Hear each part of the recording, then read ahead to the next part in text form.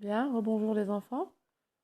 Alors, vous allez prendre votre livre de mathématiques à la page numéro 53, d'accord? 53. Alors, le titre de la leçon, c'est comprendre le sens de la soustraction. Comme je vous ai dit tout à l'heure, la soustraction, c'est quand on enlève, quand on retranche, d'accord? Quand on enlève un nombre d'objets. Bien, d'abord on fait le calcul mental, s'il vous plaît, dans la case bleue. Écrivez-moi le résultat de une dizaine et 9 unités. Une dizaine et 9 unités. Dans la case orange, écrivez-moi le résultat de 2 dizaines et 6 unités. 2 dizaines et 6 unités. Dans la case violette, écrivez-moi le résultat de 3 dizaines et 8 unités. 3 dizaines et 8 unités. Dans la case verte, écrivez-moi le résultat de une dizaine. D'accord? Une dizaine dans la case verte. Dans la case jaune, écrivez-moi le résultat de 2 dizaines et 4 unités. 2 dizaines et 4 unités. D'accord? Dans la case jaune. Maintenant, regardez. Exercice 1. On vous dit, Plume prend 5 diamants dans le coffre.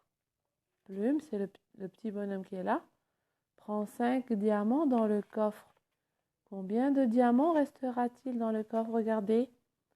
Combien on a de diamants en tout? 1, 2, 3, 4, 5, 6, 7, 8. Si Plume en prend 5, combien il en restera dans le coffre? D'accord? Vous allez compter. S'il en prend 5, combien il en restera?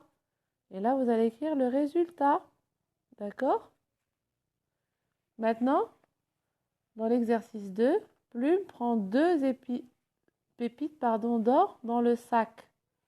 Combien de pépites restera-t-il? Vous voyez, il a des pépites ici. S'il en prend 2, combien il en restera? D'accord? Vous allez compter le nombre de pépites qu'il y a en tout. Et vous allez voir s'il en prend 2, combien il en restera. Maintenant, exercice 2. Pardon, ça c'était le même exercice là. Exercice 2. Il y a 9 poissons en tout. Combien de poissons sont cachés? Vous savez, ici on a un nombre de poissons, mais on nous dit qu'il y en a 9. Alors on compte le nombre de poissons qu'on voit. Et on va écrire quel est le nombre de poissons qui est caché. D'accord? On va l'écrire ici. Et là, regardez, Nino a 9 coquillages. Combien de coquillages cache-t-il dans ses mains, dans son dos? Voyez? On va compter le nombre de coquillages qu'il y a ici. D'accord? Et alors, on nous dit qu'il y a 9 coquillages en tout. Donc, on compte combien il y en a ici et on va voir combien Nino en cache derrière son dos. On l'écrit ici. Maintenant, exercice 3. Regardez, Lali, on vous dit qu'elle recule. Ça veut dire quoi? Alors, recule, ça veut dire qu'elle va en arrière. C'est pas elle avance. Elle avance, c'est le contraire. Mais elle recule, ça veut dire qu'elle revient en arrière. D'accord? Elle recule de 6 cases. Sur quelle case arrive-t-elle? Si elle recule de 6 cases, regardez, elle est sur la case 18, n'est-ce pas? Si elle recule de 6 cases, sur quelle case va-t-elle arriver? Lali, et là vous écrirez sur le résultat. Lali arrive sur la case, d'accord? Ensuite, dans l'exercice 4, regardez. Ah là, je sais que tout le monde va pouvoir le faire, cet exercice. Colorie le bon nombre de pains d'épices. Vous voyez, on a des pains d'épices ici. On vous dit de colorier 2 dizaines et 7 unités. Ça, tout le monde sait le faire. 2 dizaines et 7 unités. Bien.